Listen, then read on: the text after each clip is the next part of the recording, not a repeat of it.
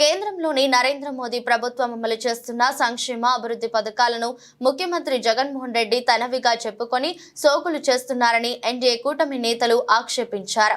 Anakapalli parliament నియోజకవర్గం పరిధిలోని పెందుర్తి మండలం ముదుపాకలో ఉపాధి హామీ పనుల వద్ద సీఎం రమేష్ నాయుడు సోదరుడు శ్రీనివాస నాయుడు, బీజేపీ పెందుర్తి నియోజకవర్గం కన్వీనర్ గోర్లె రాము నాయుడు, జిల్లా కార్యదర్శి నాదెళ్ల జ్యోతి, జనసేన పెందుర్తి ఎమ్మెల్యే అభ్యర్థి పంచకర్ల రమేష్ బాబు సతీమణి మహాలక్ష్మి, టీడీపీ మాజీ ఎంపీపీ రెడ్డి వరలక్ష్మి, నారాయణరావు, జనసేన నాయకులు గోర్లె అప్పారావు, ఆర్ఎస్ నాయుడు తదితరులు ముమ్మర ఎన్నికల ప్రచారం సాగించారు. ఉపాధి కార్మికులతో మాట్లాడి వారి కష్టసుఖాలు తెలుసుకున్నారు.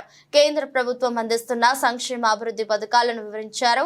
ఈ సందర్భంగా పంచకర్ల మహాలక్ష్మి, నాదెళ్ల జ్యోతిరెడ్డి, వరలక్ష్మి మాట్లాడుతూ సంక్షేమ పథకాలు పేరిట పేదలకు 10 రూపాయలు ఇచ్చి వారి నుండి వందలు వేలు లాగేస్తున్న జగన్ అరాచక పాలనకు ముగింపు పలకాలని విజ్ఞప్తి చేశారు.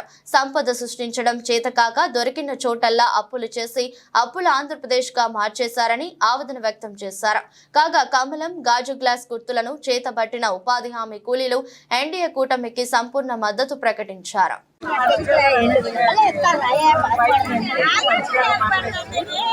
చెరువు పళ్ళ మీద క్యాన్వస్ చేయడానికి వచ్చాము.